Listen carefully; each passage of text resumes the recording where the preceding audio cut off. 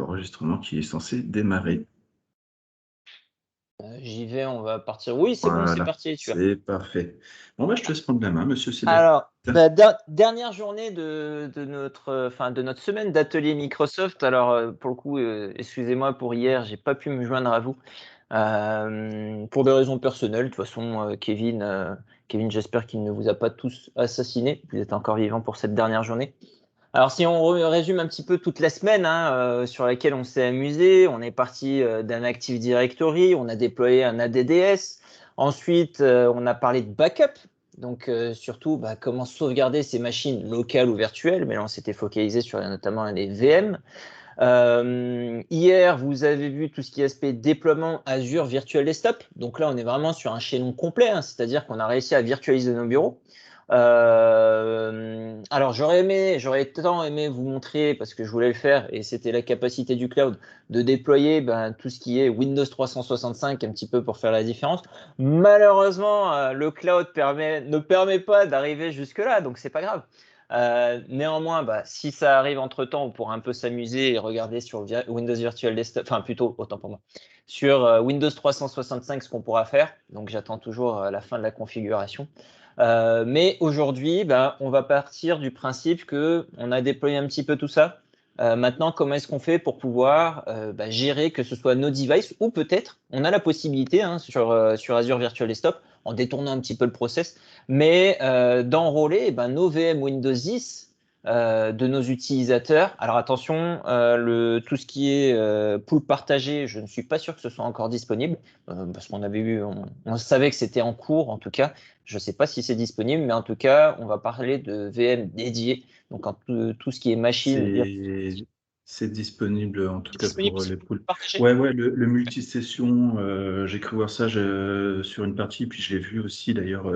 Moi, celle qu'on a déployée hier, c'était de la multisession Windows 10 AVD sur Azure AD, embarquement Intune, et je la vois bien effectivement atterrir dans mon Endpoint Manager tout gentiment. Et oui, effectivement, je crois que c'était une communication d'il y a peu, septembre peut-être, comme quoi ce n'est plus de la preview, mais c'est dispo. Super. Et ben voilà. Donc là, on pourra parler de toutes ces VM sous Windows 10 qu'on décide peut-être de gérer ici et tous nos devices en règle générale. Alors, je suis pixelisé, donc je me suis retiré. Mine de rien, je voulais pas trop ressembler à Minecraft. Donc, c'est pour ça que vous verrez uniquement que mon écran pour cette présentation. Donc, pour ceux qui ne connaissent pas, je suis sur la plateforme Endpoint Manager. Avant de rentrer réellement sur le détail de Endpoint Manager, et là, pour le coup, j'ai décidé de partir sans filet pour notre présentation, comme sur la dernière. Et attention, la dernière s'est mal passée. Enfin, j'avais pas réussi à arriver à la fin parce que il me manquait juste quelque chose, donc je me tromperai pas sur celle-là. Donc, Endpoint Manager est la plateforme de gestion des devices de Microsoft. Alors, pourquoi on le nomme Endpoint Manager? Je vous fais un petit historique. Historiquement, nous avions et nous avons toujours en fait sur la partie on-premise est disponible toujours en open mais différemment. SCCM, System Center Configuration Manager, qui nous permet de gérer tout ce qui est aspect device et tout ce qui est aspect aussi potentiellement serveur sur notre parc. Donc on avait vraiment un outil de gestion globale. Microsoft a fait évoluer ça et notamment les dernières versions qui sortent s'appellent aujourd'hui Endpoint Manager. Et spécifiquement, en tout cas pour notre partie cloud, nous avons le centre d'administration Microsoft Endpoint Manager. Pourquoi est-ce que je dis pas Intune? Pour la simple et bonne raison qu'Endpoint Manager, alors je ferai pas je pourrais vous mettre du slide, mais c'est pas intéressant. Pour la simple et bonne raison que Endpoint Manager, c'est un agrégat de Microsoft Intune qui existe encore aujourd'hui, qui est l'outil de MDM et de MAM de Microsoft, une licence que vous pouvez acheter en standalone, et Windows Autopilot, l'outil de déploiement automatisé qu'on a chez Microsoft qui permet de faire l'expérience, OOBE, Out of the Box Experience. Donc, j'envoie une machine directement à mon utilisateur final. Mon utilisateur le reçoit, allume ma machine, se connecte à Internet, se log avec ses comptes 365. Et une fois qu'il s'est logué, il a toute sa configuration qui redescend en fait sur cette partie-là. Donc l'objectif aujourd'hui, c'est de voir un petit peu à quoi ressemble Endpoint Manager, même si la plupart d'entre vous le connaissez, mais on va revoir deux, trois aspects qui sont intéressants. Et après, on va s'amuser très très rapidement à configurer, alors on va pas rentrer dans le détail, mais à configurer une petite machine sur laquelle on va déployer Autopilot. Voilà. Et donc on va s'amuser pour regarder un petit peu à quoi ça ressemble, comment ça réagit, ainsi de suite. Donc, Endpoint Manager, cet aspect-là, alors comment on y accède? On y accède depuis la plateforme d'administration ou on y accède depuis l'adresse endpoint.microsoft.com. Ça, c'est la première chose qu'il faut connaître. Si vous y accédez et que vous n'avez pas de licence, et là je vais en reparler juste après, mais si vous y accédez, vous n'avez pas de licence spécifique vous permettant d'avoir la gestion device, donc ni Intune ni une licence qui inclut Endpoint Manager, bah, vous aurez un accès tronqué parce que vous verrez tout. Mais à chaque chose où vous allez cliquer, ça ne fonctionnera pas. On va être clair sur cette partie-là. L'ayant déjà fait, je vous dis aussi, c'est pour ça que c'est important. Endpoint Manager est aujourd'hui disponible uniquement, et j'insiste bien uniquement, dans Intune for Education. Donc il y a 4 licences. Intune for Education pour la partie éduc. Sinon, dans les licences corporate, Microsoft 365 Business Premium, Microsoft 365 E3, Microsoft 365 E5. Ce sont les 4 licences qui incluent réellement cette partie Intune plus Windows Autopilot. Maintenant, si on a juste besoin d'Intune, on prend Intune, c'est disponible. Intune existe sous 2 types de licences. Intune classique, où j'ai une licence par utilisateur et j'ai la partie MDM et la partie MAM, mais je n'aurai pas Autopilot avec. Ou vous avez une licence qui s'appelle Intune for Device, qui est une licence de gestion des appareils de type spare qu'on a en fait sur un parc. Je prends un exemple, hein, j'ai des caisses, parce que je fais du retail. Donc j'ai des caisses automatiques. À partir du moment où j'ai des caisses automatiques, j'ai la possibilité de les équiper d'Intune for Device. Ça me permettra uniquement de les enrôler, de les gérer ici, de pusher un peu d'applications, mais j'aurai pas toutes les stratégies de conformité, de sécurité ou des choses qui retombent sur cette partie-là. C'est une licence peu onéreuse et qui se voit sur et qui s'affiche sur cette partie-là. Ah oui, je vais un Petite peu trop vite. question de Cédric, ouais, sur Oui. petite question de Cédric, petite question pour toi, Cédric. Oui. Quels sont les 4 types de licences pour Intune? Alors, C'était un petit peu trop rapide. exact. Voilà. En fait, c'est pas quel type de licence, c'est enfin plutôt Endpoint Manager. Et là, je parle pas d'Intune, c'est Endpoint Manager existe uniquement que dans 4 licences. Première licence Intune for Education. Donc ça, c'est les licences purement éducation. Donc là, on n'en parle presque pas, mais il faut savoir parce qu'on peut le prendre. Sinon, c'est 3 licences sur la partie corporate. C'est Microsoft 365 Business Premium, Microsoft 365 E3 et Microsoft 365 E5. Ce sont réellement les 4 licences sur lesquelles on aura Endpoint Manager en intégralité. Intune, et là je le répète encore une fois, Intune est lui disponible dans tous les cas. Il est disponible en standalone, donc vous pouvez l'acheter. Voilà, Pour la petite parenthèse, si vous voulez, on vous vas-y. rajoutera un lien dans le dossier partagé. Donc tous les liens qu'on a vus plus ou moins ensemble, enfin, j'espère que j'arrive pas à tous les reprendre, mais on va vous ajouter un lien qui est une sorte de tableau interactif de toutes les licences. Donc vous pourrez rentrer dans la licence, par exemple Business Premium, et voir exactement tout ce qu'il y a dedans. Et chaque brique, eh bien, c'est cliquable pour aller sur le doc.microsoft.com en question. Donc ça, on va vous le partager. Il y a vraiment pas plus complet, en tout cas aujourd'hui, sur le marché.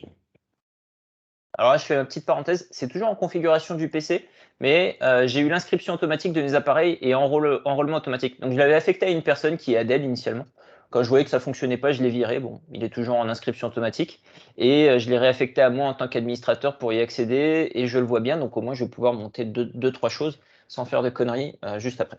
Donc voilà, bon, je vous en parlerai, ça pourrait être intéressant. Donc, Endpoint Manager, c'est cette plateforme-là concrètement est plutôt bien définie, c'est-à-dire que on a la partie MDM juste ici, la partie Mobile Device Management, c'est ici que je vais gérer mes appareils, je reviendrai juste après. La partie MAM, Mobile Application Management, c'est ici que je vais gérer tout ce qui est application et applicatif. Je vais bien faire la distinction juste après. Et c'est ici qu'on gère dans la partie sécu tout l'aspect sécurité. Centralisation des clés BitLocker, gestion du pare-feu, gestion de l'antivirus, analyse d'antivirus à distance, gestion de la menace aussi à distance. Donc voilà, on a ces aspects-là qui sont bien catégorisés sur les 3 aspects. Tout ce que vous avez en dessous, alors mis à part l'onglet rapport, donc les rapports, ça existe un petit peu sur toutes les plateformes, pour regarder un petit peu, ça c'est bien pour vous en tant que partenaire, ou même pour le client, hein, mais quand vous faites des copiles, par exemple, comité opérationnel de pilotage, quand vous faites voilà, des analyses, ça peut être intéressant d'utiliser les rapports fournis, ça sert à ça. Et ici, on a toute cette partie en réalité qui correspond à l'Active Directory, Azure Active Directory plus spécifiquement. Ça évite de switcher entre les plateformes parce que vous allez voir, en réalité, je vous donnerai la bonne pratique Microsoft, hein, qui n'est pas forcément celle que j'utilise, mais en tout cas, vous allez voir que depuis l'Azure Active Directory, vous allez pouvoir directement gérer vos groupes, appliquer des stratégies de sécurité, notamment liées au MFA, aux accès conditionnels, ainsi de suite. Donc, plutôt que de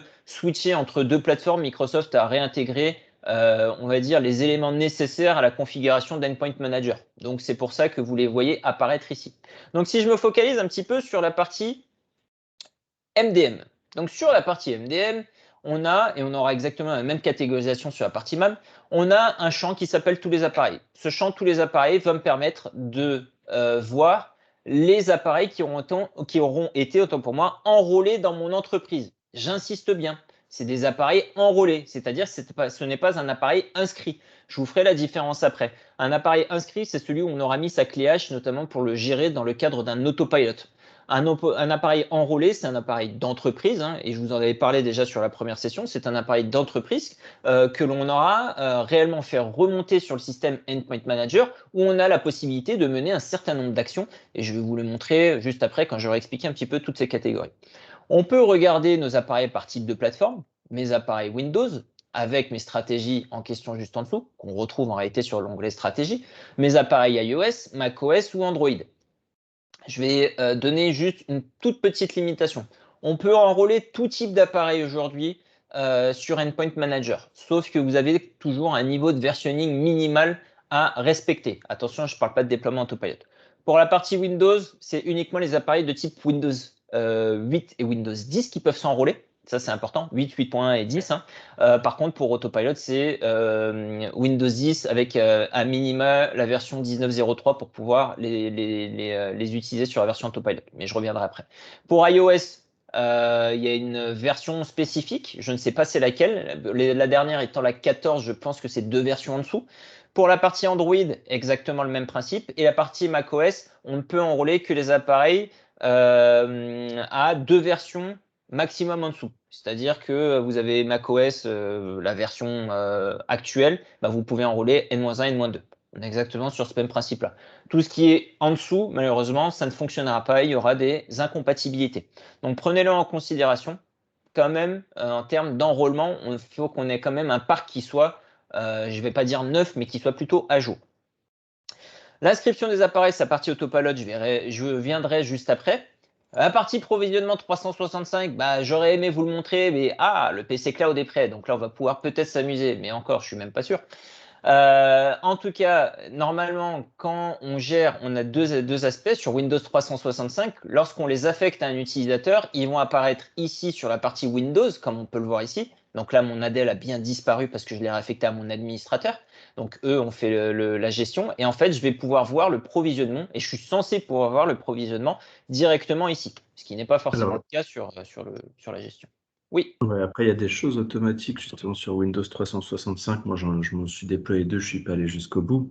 Moi, mes utilisateurs ne peuvent pas être affectés, enfin, n'ont pas été affectés. J'aurais pas affecté d'appareil. Effectivement, n'oubliez pas qu'il y a le provisionnement à faire. Le provisionnement via la stratégie. Parce que si vous ne le faites pas, le Windows 365, il est affecté à l'utilisateur, mais l'appareil n'est pas affecté à l'utilisateur. Et donc, l'appareil, il se retrouve, l'utilisateur, quand il se connecte, il se retrouve avec une belle petite image, voilà, qui ne va pas vous étonner, hein, c'est celle-ci que je vous partage dans le chat. Et donc ça veut dire que vous avez presque tout fait, mais il faut provisionner l'appareil. Voilà, pour la petite parenthèse. Oui, c'est ça, c'est ce que j'ai eu tout à l'heure. Hein. Depuis tout à l'heure, c'est ce que j'avais avant de voir apparaître mon Windows 365. Hein. C'est-à-dire, on a une belle image en disant, vous n'avez pas de cloud. Donc, en effet, j'ai dû passer par le provisionnement en amont pour refaire descendre mon appareil. Tout à fait. Ça, attends, je donne pas toutes les ficelles, sinon c'est pas marrant. On nous appelle plus après. Mais voilà, en tout cas, voilà.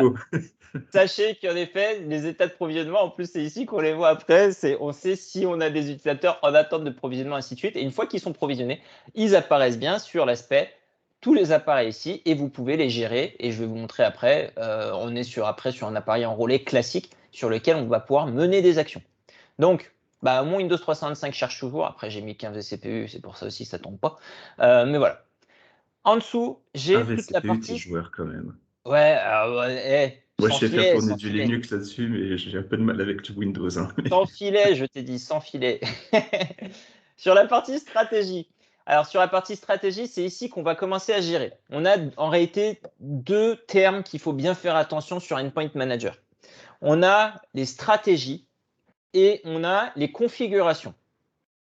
Une stratégie, c'est réellement, c'est plutôt une chose où vous allez avoir du reporting ou de la remontée d'informations ou des remontées d'alerte. Donc, c'est quelque chose qui va plutôt être passif. C'est-à-dire que j'ai besoin d'avoir une stratégie, notamment de conformité. Je vais mettre en place une stratégie sur Endpoint Manager et je vais dire, OK, un appareil conforme, c'est pour moi, par exemple, un appareil qui a BitLocker qui est en place avec, par exemple, un code PIN à l'entrée de la machine avec un certain nombre de configurations. Si l'appareil n'est pas conforme, il me remonte automatiquement en tant qu'alerte. Et moi, je vais devoir mener des actions. En tout cas, je peux mener des actions automatisées. Ça, c'est une stratégie. Un profil, et notamment une configuration, autant pour moi, et là, je prends l'exemple de profil de configuration ici, c'est réellement des actions que je vais mener sur une machine où je vais donner des obligations. Je vais créer un profil de configuration spécifique, par exemple, et là, je vais rester sur Windows, sinon ça va un peu se paumer. Hop, j'ai la possibilité de dire, ah, ils ont modifié les trucs, c'est moche. Je vais créer un profil de configuration où je vais forcer, en fait, et je prends l'exemple de BitLocker, je vais forcer BitLocker sur mes appareils. C'est-à-dire que mes utilisateurs vont obligatoirement devoir mettre en place, et là j'exige un chiffrement des appareils, ou vont obligatoirement devoir mettre en place BitLocker à la prochaine connexion. Ou en tout cas quand je vais pousser ce profil de configuration. C'est-à-dire que là, la stratégie, je suis passif, je reçois l'information. La configuration, je pousse l'information pour que ce soit une action qui soit mise en place. Donc là, j'ai pris BitLocker sur le même exemple. C'est-à-dire qu'une fois que j'aurai poussé en fait ce profil de configuration sur mes machines, il va m'exiger le chiffrement des appareils et on aura un petit pop-up sur l'utilisateur qui dit vous devez paramétrer BitLocker en fait sur vos appareils. Tout simplement. Ça, c'est un des exemples qui peut être donné sur la partie Endpoint Manager. Donc bien faire attention parce que on a toujours une stratégie de conformité, on a toujours un profil de configuration en fonction de la plateforme où on est. C'est-à-dire qu'on va être passif ou actif. Autre chose, on a la possibilité de pusher. Et là, c'est là que ça va rejoindre un petit peu tout ce qu'on a. On parlait d'ADDS, on parlait de contrôleur de domaine en local, il y a tous ces aspects-là. On a la possibilité, alors attention, Microsoft déteste qu'on nous réutilise ce terme lorsqu'on parle d'endpoint manager, mais on a la possibilité tout simplement de pouvoir déployer l'équivalent de GPO. Ça, c'est via notamment les profils de configuration. C'est-à-dire que je vais déployer des stratégies sur mon entreprise. Microsoft n'aime pas qu'on dise GPO, donc je vais déployer des profils ou des configurations sur mon entreprise. Je vais pouvoir pusher des scripts PowerShell. Je vais pouvoir gérer toute la partie WSUS avec les anneaux de mise à jour. Est-ce que je suis à court terme, à long terme, les types de features que je mets en place, tout ça. J'ai la possibilité de le gérer et de le créer sur Endpoint Manager. Alors pourquoi on n'utilise pas GPO? Parce que GPO fait référence quand même au modèle traditionnel qu'on a et qu'on connaît déjà sur le profil gestion de son parc avec son contrôleur de domaine, donc son domaine services. Là, Microsoft veut réellement qu'on utilise cette partie-là. En soi, c'est la même chose. C'est juste que c'est un petit peu plus graphique que quand vous allez sur Windows Server et que vous lancez une GPO. Quoique, hein, c'est juste que là, nos logos changent et sont plus jolis. Mais voilà, on a exactement et on retrouve exactement les mêmes choses lorsqu'on configure cette partie MDM. On peut aller un petit peu plus loin sur cette partie MDM. On peut mettre aussi des restrictions d'appareil. Restrictions en termes de limitation ou restrictions tout simplement en termes de type d'appareil. Exemple, en termes de limitation, je ne veux pas qu'un utilisateur se connecte sur plus de 5 devices en simultané ou qu'il soit logué sur plus de 5 devices tout court. Ça, c'est possible. Pourquoi je vous dis ça? Alors par défaut, si vous regardez, hop, je vais juste aller sur le nombre limite d'appareils. Si vous regardez, par défaut, on va vous mettre 15. Pourquoi? Parce qu'une licence 365 vous permet d'enregistrer votre 365, votre compte en tout cas, sur 5 smartphones, 5 tablettes, 5 PC, PC portables, 15 devices en intégralité. Donc par défaut, on vous met 15. Mais si vous décidez que ce soit qu'un seul, pourquoi? Parce que ce sera le PC ou le poste d'entreprise. Point.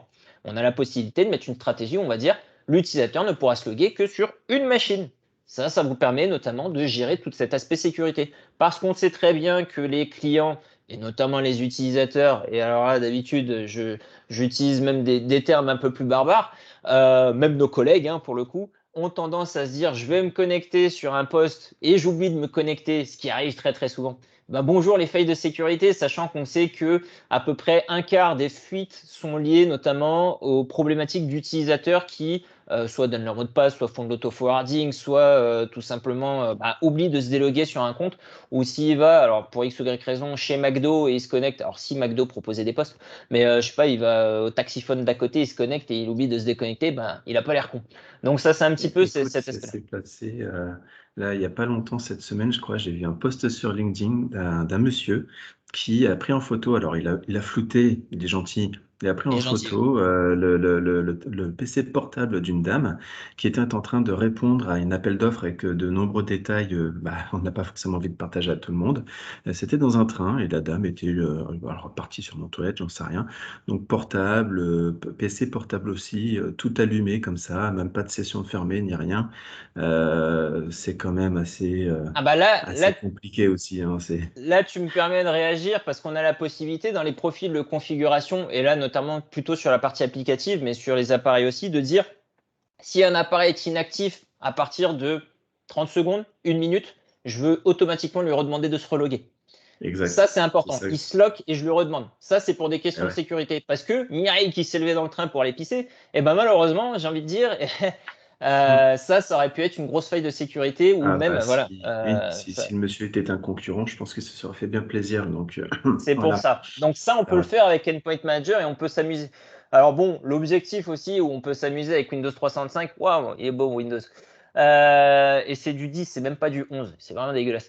Où on peut s'amuser quand même avec Windows 365, c'est qu'au final, on peut quand même couper sa session avant d'aller faire pipi. Bon, ça c'est voilà. Mais je préfère quand même Azure Virtual Desktop dans ce sens-là. Donc ça, c'était la partie MDM. Maintenant, sur la partie MAM, on est sur le même principe. C'est-à-dire que vous avez une structure, toutes mes applications. Alors là, j'en ai aucune, j'en ai peut-être une sur une ancienne démo. Et après, j'ai en fonction des applications que je mets pour mes types de plateformes. iOS, Android, Android Enterprise, hein, qui fera exactement la même chose à la fin, la partie macOS et la partie Windows. On peut gérer toujours ces aspects de stratégie de protection, profil de déploiement, profil de provisionnement. Voilà, on est sur cette partie-là. Alors, stratégie de protection, stratégie de configuration. Donc, on est toujours sur les mêmes choses, hein. Configuration, notez-le bien. Action, stratégie de protection, c'est plus je reçois de l'information. Passif, actif. Donc, on a la possibilité d'aller par type de plateforme. Donc là, sur Windows, je vais voir que j'ai la possibilité de rajouter une application. Là, je vais même aller un peu plus généralement pour qu'on voit toutes les options. J'ai la possibilité de rajouter tout type d'application que je souhaite, c'est-à-dire en provenance des différents stores, iOS, Apple Store, Google Store, tout ce qui va avec. Les profils aussi Android Store, tout ce qui est Android Enterprise. J'ai la possibilité d'aller sur mon Business Store classique, donc qui n'est pas là, si Microsoft Store ici, où j'ai la possibilité de dire, ben non, je vais mettre une application métier, des applications de type Win32, ainsi de suite. Je peux mettre vraiment tout ce que je souhaite sur Endpoint Manager pour le faire redescendre auprès de mes utilisateurs. Alors, je vais juste tempérer sur une chose. Quand vous avez un exe, notamment un setup qui va aller nous télécharger de l'application derrière. Je prends un exemple, Adobe Reader, parce que c'est cet exemple que j'avais pris à l'époque. Alors, pour pouvoir mettre en fait une application métier ou une application de type Win32 sur Endpoint Manager, en fait, il faut le convertir. Bon, c'était marqué juste avant, je vais juste revenir. Il faut convertir cette application en Intune Win. Donc là, vous avez tous les schémas qui sont mis sur GitHub pour pouvoir transférer, pour pouvoir transformer tout type d'application. C'est simple, hein, c'est une toute petite, un petit agent en fait que vous lancez, je ne sais pas si on dit agent, sur lequel en fait on va demander de mettre la source, on va vous demander de mettre la destination et ça va vous convertir en Intune. Alors quand vous mettez un exe, le problème de ce genre de setup, c'est que en général, ça vous télécharge l'application au complet. C'est ce qui s'est passé pour en tout cas mon Adobe Reader. 2 mégaoctets au lancement, je me suis dit top, ça va aller vite, sauf qu'il m'a décompressé l'intégralité, il m'a téléchargé l'intégralité de l'application et j'en ai eu pour 2 gigas à recharger. C'est plus la même chose.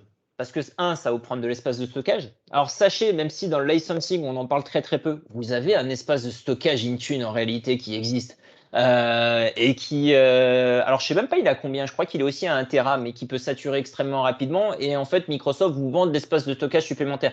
Donc, si vous commencez à rajouter quelques applications 2 Go par 2 Go par 2 Go, on peut vite arriver à saturation sur ces histoires-là. Donc, sachez que potentiellement, vous avez quand même une décompression de vos fichiers qui vont être remis en format IntuneWin. Une fois qu'il est mis, après, vous pouvez l'affecter à vos utilisateurs. Alors, après, je vais vous montrer, on va revenir, on va mettre une application, on va s'amuser, c'est dans le cadre de l'autopilot.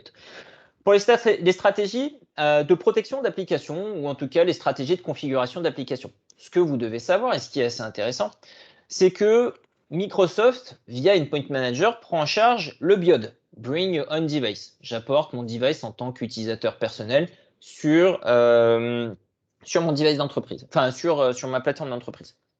Avantage, on n'a pas besoin d'équiper tous les utilisateurs. En tout cas, les utilisateurs peuvent s'enrôler avec cette fameuse application My Portal Company que je vous ai expliqué la dernière fois, sur lequel je traînerai. En tout cas, je ne sais même pas s'il est sur ce store ici, le nouveau store. Hop, on va aller voir. My Portal Company qui me permet en fait d'enrôler mon device directement sur 325. Alors, My Portal ou Company Portal, je ne sais plus. J'irai le chercher dans un instant. Ce qu'il faut se dire, c'est que, hop, il est là, Company Portal. Donc voilà, c'est notre portail d'entreprise. C'est réellement ça, ou lorsque je vais l'ouvrir, je l'avais déjà, on va me demander en tant qu'utilisateur de me loguer. Et une fois que je vais me loguer en tant qu'utilisateur, ce qui va se passer, c'est que on va me proposer de m'enrôler et je vais faire remonter ma machine directement. Alors, on a deux types de manières de faire remonter sa machine et je vous le proposerai juste après. Donc là, forcément, je n'ai pas enrôlé ma machine parce que c'est ma machine personnelle et c'est un compte test. Mais en tout cas, j'aurai les applications qui vont remonter que je mets à disposition sur le portail d'entreprise où j'ai les mises à jour, où j'ai les appareils réellement qui auront été enrôlés, ainsi de suite. J'ai la possibilité, si je suis dans le cadre du BIOD, de supprimer mon appareil. Si je suis dans le cadre de l'entreprise, je n'ai pas la possibilité de supprimer mon appareil. Donc ça, c'est important de faire attention. Donc, je reviens sur mes petites stratégies. On a la possibilité de gérer le cadre du BIOD. Ça, c'est intéressant. C'est intéressant parce que on peut dire, pour des raisons de sécurité, l'utilisateur qui va installer une application d'entreprise ou une application que je gère en tant qu'entreprise, je vais avoir full droit dessus.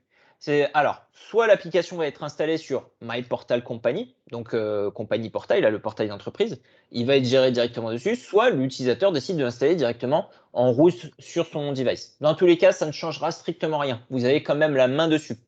Je prends un exemple, je reçois mon utilisateur décide de se loguer avec ses comptes 365 pour utiliser Word, Excel, sans partie Outlook et un petit peu de OneDrive. Ce qui va se passer, c'est que je peux interdire à l'utilisateur. Alors là, je ne suis pas sur les bonnes stratégies, mais en tout cas, je vais en choisir une pour m'amuser juste sur cette partie-là. Je peux dire, mon utilisateur qui va se connecter, hop, je me mets purement au pif. C'est juste un petit peu pour regarder. Mon utilisateur qui va se connecter depuis son device BIOD sur son application Outlook lorsqu'il reçoit un fichier, un pièce jointe, ce qui est le cas concret et ce qui arrive le plus souvent. Il reçoit sa pièce jointe et une fois qu'il reçoit sa pièce jointe, je ne veux pas qu'il enregistre sa pièce jointe en local. Ça arrive très très souvent qu'on n'ait pas envie parce que ça peut être de la donnée sensible, ça peut être du risque. Donc, on a tous ces aspects-là. On a la possibilité de déployer une stratégie spécifique. On va dire, cet utilisateur-là ne pourra pas enregistrer en tout cas sa pièce jointe en local. Il pourra l'enregistrer uniquement que sur OneDrive. Partons du principe que l'utilisateur est un petit peu filou. Il se dit, c'est pas grave, j'ai un OneDrive personnel. Donc, je vais le mettre sur mon OneDrive personnel. On a la possibilité de dire, non, monsieur utilisateur, c'est du OneDrive for Business sur lequel vous inscrirez votre fichier en pièce jointe. Donc, c'est-à-dire qu'on laisse aucune trace en local, on évite de la fuite de données et on va dire, on se prémunit contre tout type de fuite de données. On peut aussi empêcher tout ce qui apparaît. Sauf l'appareil photo, on ne va pas se mentir. On peut bloquer le screenshot. Par contre, On si peut on prend un bloquer le deuxième, screenshot, ouais, mais ouais, voilà, avec un deuxième appareil, mais disons que là, il faut vraiment le vouloir. On simplifie pas la vie à ceux qui veulent faire fuir la donnée. Voilà. exactement. Après, on peut pas dire qu'après on n'a pas fait le travail en tant qu'entreprise. Ça, pour le C'est coup. ça. Donc là, admettons, je mets je mets un autre aspect. Ah oui, non, mais ça, c'est les appareils gérés. J'ai un autre aspect où je dis, bah, toutes les applications, et je reprends ce concept d'application, mais toutes les applications qui n'auront pas été utilisées ou en tout cas sur lesquelles un utilisateur va se connecter, je vais lui demander de se reconnecter une deuxième fois. Exemple, je sais pas, il se connecte sur Outlook. Nous, aujourd'hui, ils nous l'ont mis à dispo, enfin, ils nous l'ont pushé sur tout ce qui est Microsoft Authentificator et Outlook. C'est-à-dire qu'à chaque fois qu'on se reconnecte sur Outlook sur un device personnel, même si on est logué et on a enrôlé notre appareil, on est obligé de se reloguer une deuxième fois sur Outlook pour bien préciser que c'est nous qui nous connectons. Si on a un délai d'inactivité sur certaines applications, et là je vais prendre l'exemple de Dynamics 365 parce que je l'ai subi il n'y a pas très très longtemps, et ben en fait on est déconnecté automatiquement ou on nous demande de nous reconnecter une deuxième fois. Bah ça c'est des stratégies en fait qu'on gère depuis, et moi qui pensais qu'Alzone n'utilisait pas ça, mais s'il l'utilise, c'est des stratégies qui sont gérées depuis Endpoint Manager. Donc ça c'est des choses qu'on peut faire, c'est des choses sur lesquelles on peut s'amuser. Après on peut aller encore plus loin, mais pour le coup c'est vraiment des choses spécifiques. Et ce sont des stratégies qu'on gère directement depuis la partie application Office, hein, où on va gérer et on va dire, OK, quel type de stratégie je mets? Est-ce que je l'applique à un groupe d'utilisateurs? Et après, qu'est-ce que je fais comme type de stratégie? Voilà. Donc ça, sachez qu'on peut désactiver des commandes, on peut désactiver tout ce qui est tout ce qui est aspect gestion en fait sur l'appareil à partir du moment où la personne est sur cette application. Autre chose, et après on va passer sur la partie sécu et autopilot. Autre chose, bah, tout simplement, et c'est ça sur lequel on va arriver. Hop. Lorsque je mets mon application, en fait, c'est ce que je vous disais. C'est ici. Je rajoute une application, n'importe laquelle, que je configure ou que je rajoute depuis un store. On va arriver ici. Est-ce que je mets mon application à disposition de mon utilisateur ou est-ce que je push mon application directement pour l'utilisateur? Bah, en fait, c'est exactement cette partie-là. Si je clique sur non, ça signifie que dans tous les cas, si j'applique cette application à un device, l'application sera automatiquement pushée sur le device de l'utilisateur, qui sera enrôlé, bien sûr. Si je clique sur oui, eh ben, je ne vais pas pusher l'application. Je vais le mettre à disposition sur Portal, compagnie Portal, que j'ai déjà quitté visiblement. Et en fait, il sera mis à disposition pour téléchargement. Alors pourquoi est-ce qu'on met ça? Parce qu'on peut mettre une banque d'applications à destination de toute l'entreprise et dire juste entreprise A, enfin plutôt groupe d'utilisateurs A qui peut être la comptabilité aura 2-3 applications obligatoires. Une application métier, 3 applications Outlook, enfin Office autant pour moi. Et on peut dire que les commerciaux n'auront pas d'obligation d'installer des applications. Donc on leur laisse quand même à disposition s'ils veulent pusher.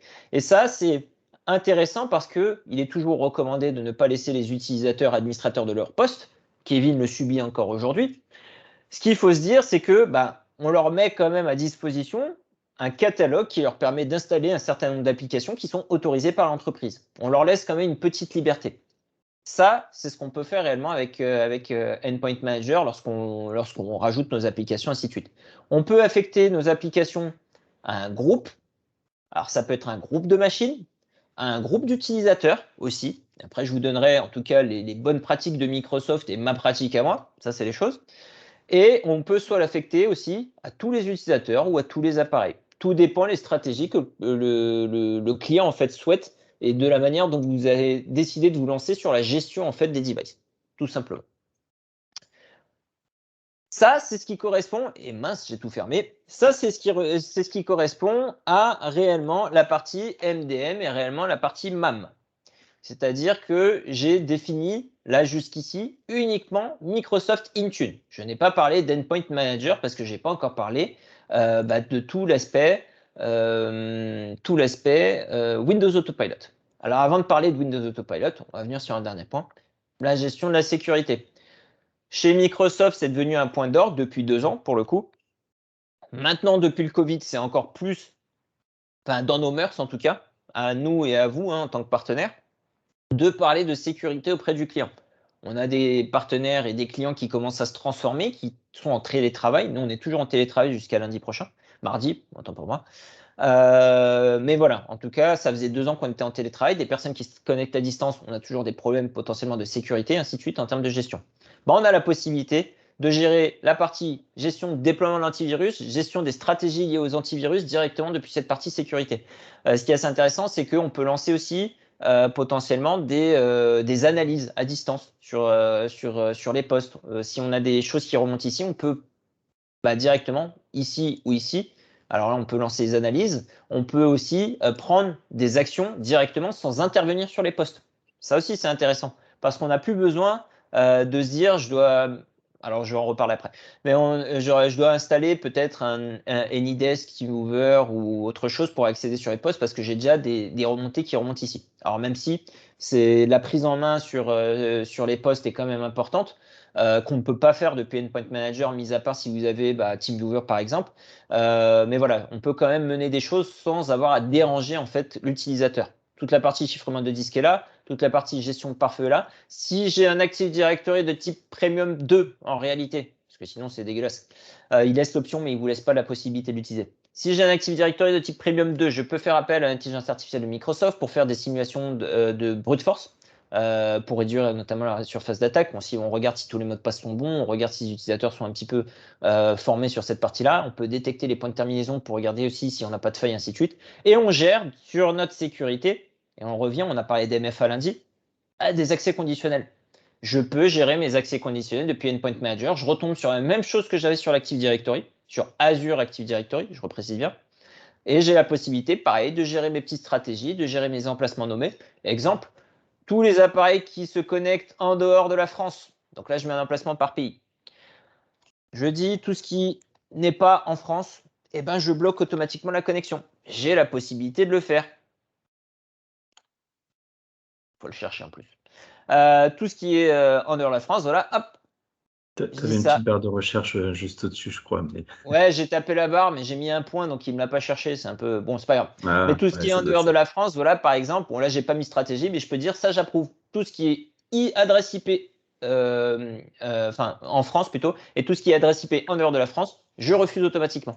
J'ai cette possibilité de gérer cette partie-là en disant, voilà, et je vous donne un exemple concret. Ça s'est passé avec un de nos anciens collègues qui n'est plus avec nous pour le coup, mais c'est assez drôle parce que pendant le confinement, il a eu la bonne idée de vouloir partir en vacances sans prévenir personne. Donc, il est parti au Portugal. Il a cru qu'il allait pouvoir bosser. Et en fait, les stratégies ont fait que ça a bloqué automatiquement ses connexions.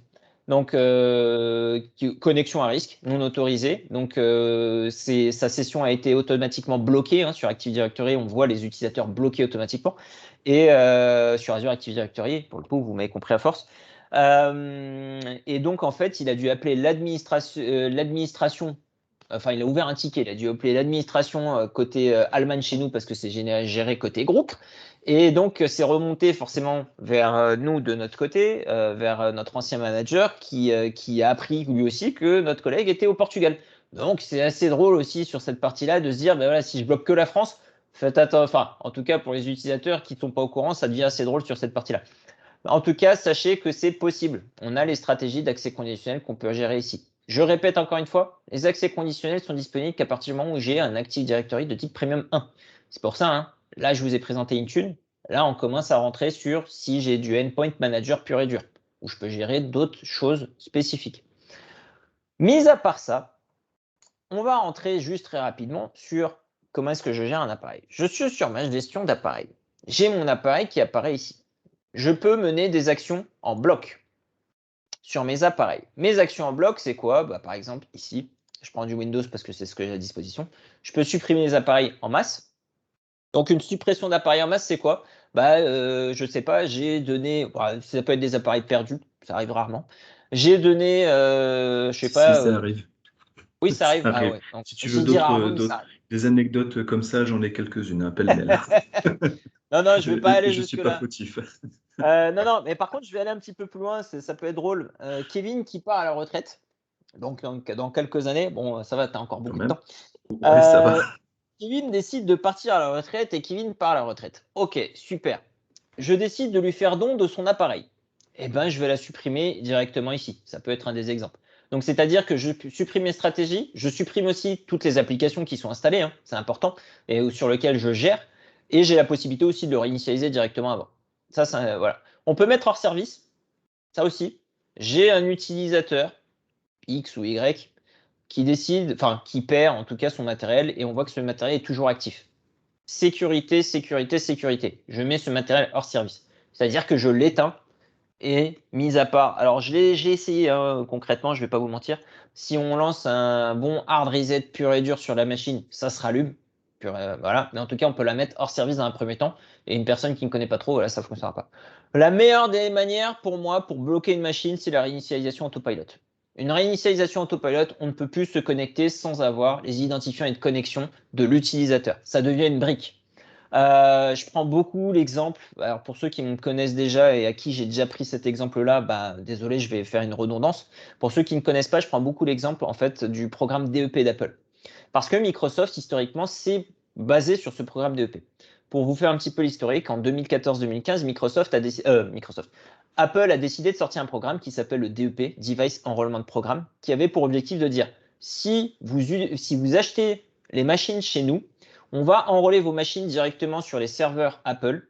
Donc, c'est Device Enrollment Programme. Vous envoyez vos machines directement à vos utilisateurs. Vos utilisateurs, lorsqu'ils vont se allumer la machine pour la première fois, on va détecter que cet IMEI est relié au centre de données d'Apple, au serveur Apple, mais c'est surtout qui est relié à votre entreprise. On va faire redescendre tous les comptes LDAP, on va faire redescendre toutes les stratégies que vous avez décidé de mettre en place. Ça vous rappelle un peu Autopilot, mine de rien. Et une fois que vous avez fait ça, eh ben, la machine est 100% enrôlée à l'entreprise. À partir du moment où elle est 100% enrôlée à l'entreprise, vous pouvez router la machine, vous pouvez tenter de la jailbreaker, vous pouvez tenter de faire tout ce que vous souhaitez. C'est un petit peu pour ça qu'on rentre les cléages sur Autopilot. Dans tous les cas, vous n'allez pas pouvoir en fait réinitialiser cette machine parce que c'est un processus DEP qui va se relancer automatiquement. J'ai encore un matériel, alors ça c'est anecdote, hein. J'ai un matériel de ma nièce, un iPad qui date de 2016 que j'ai essayé encore de router si vous voulez savoir que j'arrive toujours pas à router. Mais bon, ça c'est encore une autre histoire. C'est difficile de faire sauter un DEP et la réinitialisation autopilot c'est le même principe. C'est-à-dire qu'on va enregistrer une clé H. Cette clé H va être enregistrée, elle va être gérée. OK. Si demain l'utilisateur le perd, on voit une activité, ou même on n'en voit pas, par mesure de précaution, on relance une réinitialisation autopilot. Ça fait de notre appareil une brique. On n'a rien d'autre. C'est-à-dire qu'à partir du moment où l'utilisateur va tenter de se reconnecter, il va devoir obligatoirement se loguer. Et ça ne fonctionnera pas. Donc voilà, sachez qu'Autopilot fonctionne exactement de cette manière. Bon, qu'est-ce qu'on peut faire d'autre? On peut redémarrer, on peut renommer, on peut synchroniser, on peut faire un certain nombre de choses. La synchronisation est intéressante, pourquoi? Si j'ai tenté de pusher une application, ça n'a pas fonctionné. Ce qui va se passer, c'est que ça va remonter ici automatiquement sur les actions de l'appareil. Ça va me dire cette application ne s'est pas pushée. Je relance une synchronisation pour relancer le push d'application pour que ça s'installe. Alors il y a plusieurs raisons de pourquoi un push d'application ne fonctionne pas. L'appareil est éteint, ça c'est le premier. L'appareil est en cours de mise à jour ou a prévu une mise à jour dans les quelques minutes qui vont suivre. Donc ça en effet, ça va nous empêcher. Donc il faudra relancer dans tous les cas une synchronisation. Maintenant je suis purement sur un appareil. Qu'est-ce qui se passe? J'ai la possibilité de voir plusieurs choses. Première chose, je vois le statut de l'appareil, à qui aussi il appartient. Parce que, comme je l'ai dit, on peut enrôler un device d'entreprise comme on peut enrôler un device personnel. Ça, c'est la première chose. Je vois mon type d'appareil. Ça, c'est bien pour mon Azure Virtual Desktop, tous les types de VM. Et après, dans les rapports, on peut bien extraire VM et device classique. Mais j'ai aussi la possibilité d'appliquer un connecteur. Et c'est ce que je vous disais tout à l'heure. On ne peut pas prendre en main, rentrer sur les postes directement depuis Endpoint Manager. Par contre, si j'ai TeamViewer, je peux directement rentrer sur mes postes avec mon petit connecteur, tout simplement. Je pose une question au nom de tous, du coup. Est-ce que pour utiliser TeamViewer Connector, tu as besoin de quoi que ce soit? Licensing, Azure AD particulier, etc. Alors excusez-moi, j'ai coupé mon partage d'écran. Oui, il faut un licensing particulier, sinon ce serait pas drôle. Non, en fait, il faut une licence TeamViewer. Il faut votre licence TeamViewer pure et dure. Alors, vous regardez, quand vous voulez mettre en place TeamViewer, on vous redirige vers cette partie-là. Et on va vous demander des prérequis. Donc, on vous demande dans tous les cas d'avoir accès à Endpoint Manager avec minima une licence Intune. Ça, c'est important. Dans tous les cas, une licence Intune d'affecter au poste. Un administrateur peut, dans tous les cas, accéder à Intune sans licence. Deuxième chose, il faut que vous ayez les bons rôles. Bon, ça, on s'en fout. Troisième chose, il faut que votre appareil soit géré et enrôlé. Et dernière chose, on vous demande un compte TeamViewer. Ce compte TeamViewer, en fait, vous allez le paramétrer directement depuis TeamViewer et mettre en place le connecteur, juste ici. Donc, on va rajouter un jeton, et plutôt un connecteur, autant pour moi, sur l'administration du locataire. Donc, juste pour rappel, hein, ici, c'est pour ça qu'on évite d'aller très loin. Sur l'administration du locataire, on va rajouter et on va authentifier le connecteur TeamViewer. Et à partir de là, on va nous demander de nous authentifier en tant qu'administrateur avec notre administration TeamViewer, enfin notre compte admin TeamViewer, et on pourra accéder à nos postes à distance quand tout sera mis en place. En soi, la mise en place n'est pas très compliquée. Si vous avez tout en termes de licensing, vous mettez 10 minutes à le faire. C'est juste qu'il faut le faire, c'est tout. Mais en effet, on a cette partie-là et on peut gérer tout cet aspect connecteur. On peut collecter des données de diagnostic, on peut mettre en place les nouvelles versions. Alors ça, je tempère un petit peu, ça vient de sortir. Ça, c'est ce qui apparaît. Autre chose, on a les informations sur le matériel. Alors là, c'est important parce que c'est ce qui va lier aussi à la conformité. Je veux une conformité un peu spécifique, ainsi de suite. Voilà, on a les informations liées aux appareils. On a les applications aussi qui sont installées sur cet appareil. Ça aussi, c'est important. On sait exactement ce que notre utilisateur a fait. Dans le cadre du BIOD, on verra uniquement que nos applications installées à nous. On ne verra pas les autres applications installées. Par contre, dans le cadre d'un appareil professionnel, si je peux dire, géré par l'entreprise, si l'utilisateur est administrateur, on voit aussi tout ce qu'il a installé. Donc, il ne faut pas qu'il ait mis des choses un peu bizarres quand même sur cette partie-là, même si par défaut, on laisse un utilisateur standard. Mais en tout cas, sachez qu'on peut voir un peu ce qu'il a installé, on peut voir les tendances. On peut voir aussi, on peut affecter une stratégie de conformité, voir si un appareil est conforme ou pas. Ça aussi, c'est important. Est-ce que mon appareil est conforme? C'est-à-dire, là, par exemple, sur cette stratégie de conformité, je veux que cet appareil soit inscrit. Donc là, il est inscrit, parce qu'il remonte bien. Je veux qu'il ait une stratégie de conformité appliquée. J'en ai pas appliqué, donc au moins, ça, c'est drôle. Et je veux savoir si l'appareil est actif. Un appareil actif, c'est un appareil qui s'est connecté depuis X temps. Donc là, pour le coup, il est actif. En général, on peut aller jusqu'à 30 jours, je crois, pour considérer un appareil comme actif. Je vous ai montré la dernière fois, hein, lundi, sur mon compte sur Active Directory, j'avais un appareil qui remontait, qui était enrôlé Intune et qui remontait en tant qu'erreur. C'est parce que cet appareil-là, ce device, je ne l'ai pas rallumé depuis maintenant 6 mois, pour le coup. Donc c'est pour ça qu'il remonte en tant qu'erreur. Configuration de l'appareil. Donc, les conformités, configuration, c'est quelle configuration j'ai pushé sur mon appareil. Configuration de l'application, quelles applications j'ai pushé sur mon appareil. Clé de récupération, là on va avoir la notion de BitLocker. Les clés sur un device particulier qui vont remonter ici une fois que j'ai mis en place BitLocker. Et puis après, l'expérience utilisateur, c'est juste un peu de blabla. C'est pour dire, voilà, est-ce que il a eu des virus? Est-ce que, voilà, c'est un certain nombre de choses qui remontent, les performances au démarrage qui vont remonter, ainsi de suite. Et je peux faire aussi un diagnostic de l'appareil. Ça, et pour le BIOD, j'ai les applications gérées. Ça, c'est réellement ce que je peux voir et ce que je peux gérer lorsque je suis sur un device sur Endpoint Manager. Maintenant, on va aller sur cette section, cette dernière petite section, avant de se prendre l'apéro. On va s'amuser sur l'inscription des appareils. En effet, je vous ai dit tout à l'heure que on peut enrôler un appareil en tant qu'utilisateur, on peut l'enrôler sur MyPortal Company. Ça, c'est la vérité. Par contre, en tant qu'administrateur, et en général c'est plutôt pour le BIOD, en tant qu'administrateur, il faut aussi qu'on puisse l'enrôler à distance, parce que sinon c'est pas drôle. Donc pour Android, notamment la partie Android Enterprise, il faut configurer un compte Google d'entreprise. Donc quand je gère mon compte Google Entreprise, alors j'avais déjà un compte déjà la dernière fois que j'avais mis en place. Et je ne sais pas s'il va vouloir m'accepter 2 fois à 2 endroits différents. Donc on va regarder vite fait quand même. Donc toujours un MFA, je me protège quand même. Je vous connais, bande de petits filous. Hop, passwordless. Je mets oui. Voilà. Bon là je suis déjà inscrit ici, donc il ne va pas me réouvrir 2 fois le même catalogue. Bon, ça c'est dommage. En tout cas, quand vous connectez une première fois, parce que j'avais déjà inscrit sur un autre tenant, vous connectez un autre compte, et ça va vous débloquer en fait ces aspects d'enrôlement que vous avez juste en dessous. Qu'est-ce qu'on a la possibilité d'enrôler? Alors ça, c'est tout nouveau pour le coup. Donc je ne pourrais pas vous en parler parce que ça, c'est sorti la semaine dernière, la préversion. Mais qu'est-ce que vous allez pouvoir enrôler? Vous allez pouvoir enrôler les appareils personnels avec profil d'entreprise. c'est-à-dire je suis mon propre device, je gère un appareil BIOD, j'ai la possibilité. Je vais pouvoir gérer les appareils dédiés appartenant à l'entreprise. Là, c'est plus tout ce qui est appareil en mode kiosque. Donc, c'est, je sais pas, je sais pas si je suis sur un quai de livraison, j'ai une machine. Bah, cette machine sur mon quai de livraison, je vais l'enrôler plutôt en kiosque. Là, c'est ce qu'on notamment fait référence à ce que je vous expliquais tout à l'heure, Intune for Device. Je vais pouvoir gérer les appareils d'utilisateurs entièrement gérés et appartenant à l'entreprise. Ça, c'est un appareil full entreprise. Donc là c'est du BIOD, là, c'est full entreprise. Et là, c'est par exemple un appareil appartenant à l'entreprise avec profil professionnel. Qu'est-ce que ça signifie? Ça signifie, je suis entreprise, je vous donne un appareil, vous êtes administrateur de cet appareil, mais par contre, je vais quand même gérer cette partie applicative. Ça, vous n'avez pas le droit de faire grand chose. Là, vous allez pouvoir quand même faire des choses spécifiques. Pour la partie Apple, c'est le même schéma, c'est-à-dire que j'ai un push de certificat MDM que je dois pusher avec Apple Configurator notamment.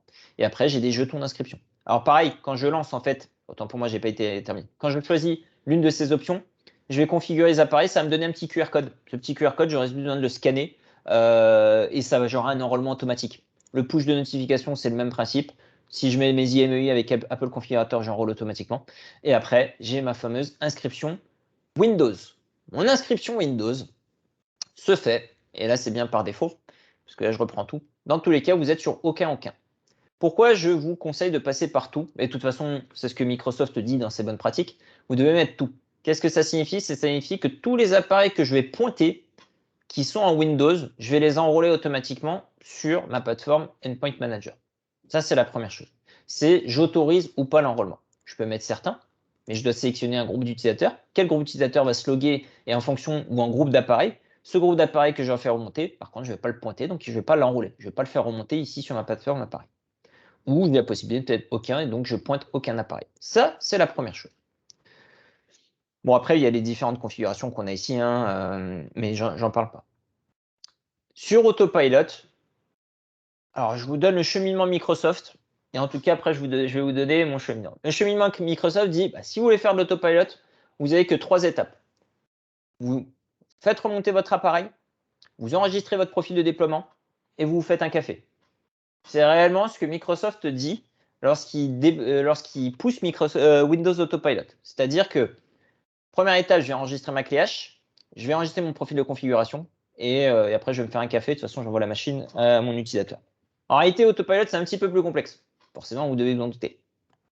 Première étape, j'active l'inscription automatique parce que je peux faire un enrôlement Autopilot sans avoir un enrôlement. Enfin, plutôt, je peux faire une inscription, un déploiement Autopilot sans avoir un enrôlement des appareils. Donc, je vais activer l'inscription automatique. Je vais, bien sûr, refaire monter mon appareil. Donc, ça, c'est la vérité. Je vais choisir les applications que je vais déployer pour mes utilisateurs. Et après, je fais mon profil de déploiement. Je fonctionne dans cette étape-là. Et moi, je fonctionne à l'utilisateur, contrairement à la bonne pratique Microsoft qui dit vous créez un groupe que vous avez nommé Intune sur votre Azure Active Directory qui vous permettra de mettre les devices et vous déployer au device. Moi, je préconise de déployer à l'utilisateur. Pourquoi? Vous avez une population d'utilisateurs qui peut être comptabilité. Vous avez une population d'utilisateurs qui peut être sales, comme j'ai dit tout à l'heure, une population d'utilisateurs qui peut être administratif. Vous n'avez pas déployé le même type d'application en fonction de ces utilisateurs, sauf si vous déployez pour tout le monde, ce qui est tout à fait logique. En fonction de ça, si vous déployez par groupe d'appareils, vous ne savez peut-être pas forcément où ça va se situer, même si à la fin, on se retrouve exactement sur la même chose. Ou potentiellement, ça dépend, si les sales ont que des Lenovo, si la compta n'a que du HP et si les autres ont que du Fujitsu, ça peut être possible aussi sur cette partie-là. On peut aussi séparer par type d'appareil. En tout cas, préconisation Microsoft. Ouais. Tu peux peut-être aussi faire plusieurs groupes, justement, le groupe 16 avec tous tes utilisateurs, ou est-ce que derrière tu auras des problématiques finalement? Ça peut le faire aussi de cette manière-là. Non, moi je préconise de faire par plusieurs groupes. Et dans tous les cas, Microsoft préconise plusieurs groupes, après plusieurs groupes d'utilisateurs. Eux, sur leur déploiement, ils préconisent un groupe qu'ils vont nommer Intune, où on va mettre tous les appareils. Ça, c'est un peu trop large, on est d'accord. Exactement. Périmétrer, on va dire, encore une fois, et puis c'est vrai pour tellement de choses aussi chez Microsoft, de bien périmétrer sur les équipes sales, marketing, etc. Exactement. Après, la réalité des choses fait que c'est un petit peu différent en termes de déploiement. Alors, comment ça se passe Autopilot?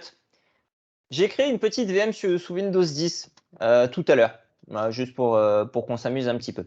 Cette VM sous Windows 10, ben, je vais aller récupérer en fait sa clé H.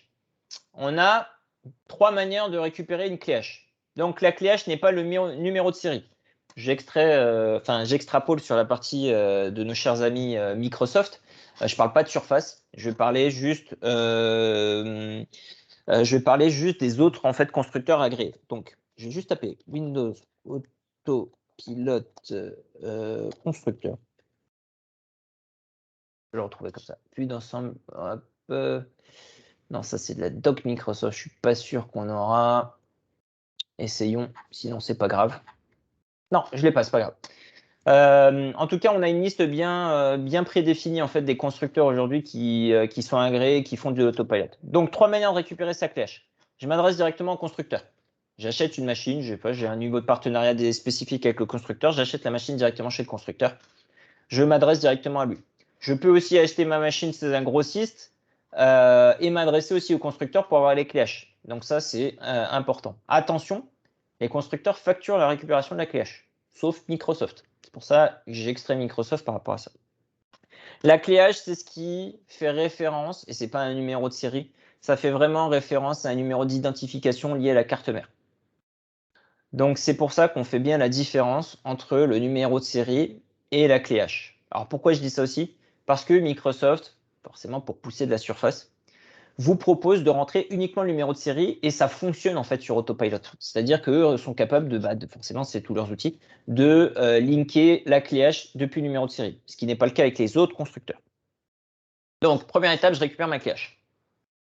Je demande au constructeur, je peux demander à Alzo. Alzo est capable de vous le faire, moyennant finance, vous vous en doutez. Récupérer en fait cette clé H et l'injecter. Alors sachez que sur l'Alzo Cloud Marketplace, alors désolé mes amis les Suisses, je ne sais pas si c'est possible chez vous, mais en tout cas sur l'Alzo Cloud Marketplace, on a aujourd'hui 2 types de services liés à la clé H. On a un service qui s'appelle Device Management, en fait, qui vous permet d'enrôler automatiquement et d'aller chercher vos clés H si vous avez commandé vos devices chez Alzo, d'aller chercher vos clés H sur en fait votre numéro de commande. Vous allez rentrer votre numéro de commande Alzo, ça va aller chercher vos clés H et ça va automatiquement vous les implémenter sur Windows Autopilot. Donc tout ce que je vais vous montrer tout de suite, et ben ça, Alzo vous permet de le faire depuis l'Alzo Cloud Marketplace. Première chose. Sinon, vous avez un service, cette fois-ci qui est payant, parce que le Device Management est gratuit. Ce service qui est payant, et ben en fait, on aura la possibilité de dire, vous me paramétrez tout. C'est-à-dire que Alzo va vous proposer la prestation de service de dire, je vous paramètre le profil de configuration, enfin profil de déploiement, tant pour moi. Je vous mets à la clé H, je vous paramètre le profil de déploiement et vous avez juste besoin de mettre vos applications. Et ça, après, vous envoyez uniquement à votre client final ou on pourra aussi vous proposer la prestation complète de déploiement Autopilot. Sachez que ça existe. Mais ça, c'est disponible en fait sur un marketplace, c'est une nouvelle offre de service. Ça me permet de faire un petit passage. Donc ça, la deuxième solution, c'est Alzo. Et la troisième solution, c'est vous vous débrouillez vous-même. Alors, j'ai vu une question. En cas de souci avec la carte mère HS, comment ça se passe? Comment la réenrôler? Eh bien, on va se taper le process manuel. J'ai une carte mère HS, je change la carte mère. Ce qui va se passer, c'est que ma machine va apparaître ici. Potentiellement, je l'ai enrôlée. Je vais devoir refaire le process que je vais montrer tout de suite, qui est la troisième étape. Je me tape le process manuel. Je rallume ma machine pour la première fois. Ici. Je vais aller sur PowerShell. Nos chers amis PowerShell en tant qu'administrateur. Et une fois que je suis connecté en tant qu'administrateur, je vais changer je ne sais pas si vous entendez, mais j'ai mon fauteuil qui couine. Et en tant Ça qu'administrateur, grince un peu, ouais, mais ça va. ouais, c'est que je suis trop bien installé. En tant qu'administrateur, en fait, et là je vous montre un, hop, c'est qui vous le propose directement. J'ai 2 choses que je vais faire. Je vais lancer juste tout simplement ce PowerShell. Donc, je vais arriver, je lance ma commande. Qu'est-ce que ça me dit? Ça me dit, OK, je vais créer un nouvel item dans le répertoire C qui va s'appeler Hardware ID, HWID. À partir de cette localisation Hardware ID, je vais exécuter un script qui s'appelle, alors bien sûr en amont, il vous aura installé le script, hein, il vous aura tout fait. Mais je vais installer un script qui s'appelle get autopilot info. Une fois que ce script est installé, eh ben, je vais demander à ce qu'il me sorte ma petite information, ou ça, dans mon petit chemin que j'ai mis juste ici. C'est juste pour la notion de PowerShell. Je lance ici, forcément ça ne marche pas, vous vous en doutez. Mais c'est pas grave, parce que j'ai pas été con, j'ai fait le truc avant de commencer la session. Donc une fois que j'ai lancé, alors là ça va me lancer l'installation, tralala. C'est rapide, ça prend 20 secondes pour le coup. Hop, non, ça c'est mon 6rep, parce que je vais pas faire deux fois la même heure. Une fois que j'ai lancé ça, je vais aller directement donc à ma racine, et j'ai bien mon hardware ID qui a bien été créé, et j'ai bien mon fichier Excel qui a bien été généré ici. Une fois qu'il a été généré, qu'est-ce que je vais faire? Alors oui, j'ai quand même un peu travaillé, je ne l'ai pas fait 100% freestyle. Je récupère, hop, mon hardware ID ici, et lorsque je l'ouvre, qu'est-ce qui va se passer? Je vais avoir, c'est juste pour vous montrer la gueule du truc, je vais avoir ce petit fichier CSV. J'aurai le device serial, number pour le coup, Windows ID et le hardware hash qui va apparaître. Bien sûr, on ne peut pas les rentrer manuellement, vu la tête que ça a. Une fois que j'ai ce device ID, alors bien sûr, si vous avez un parc existant, vous pouvez très bien lancer la commande sur tout le parc. Directement, vous lancez un coup de script, la commande sur tout le parc, vous récupérez le fichier en intégralité. Là, je le fais sur une machine, ce qui est tout à fait logique. Donc, j'ai qu'un seul truc qui apparaît. Une fois que je suis dessus, hop, je vais importer mon fichier. C'est là où je ne me suis pas amusé, donc on va rigoler un peu. Hop, je mets mon petit fichier. Il vérifie bien si la ligne correspond bien aux attentes, en tout cas, pour implémenter. Et j'implémente ma clé hash. Ma clé hash me dit, attention, ce processus peut prendre jusqu'à 15 minutes. Et en effet, ce processus peut vraiment prendre jusqu'à 15 minutes pour faire remonter un appareil. Ça, c'est pas une blague. C'est-à-dire qu'on passe de une clé hash à 100 clés hash. On aura un process dans tous les cas qui peut être plus ou moins long. Donc là, on va laisser tourner. C'est-à-dire que j'ai ma première étape. Donc là, j'essaie de le relancer, mais oui, il me dit comme j'ai synchronisé à moins de 10 minutes, ça ne remonte pas. Donc ça, c'est ma première étape. Je mets ma clé hash.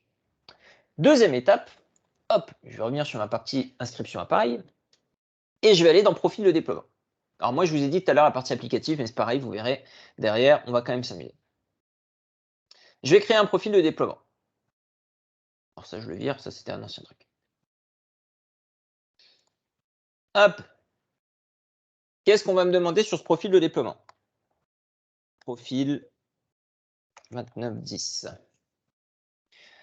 Première chose, est-ce que tous les éléments que je vais cibler sur ce profil vont se transformer en autopilot ou non?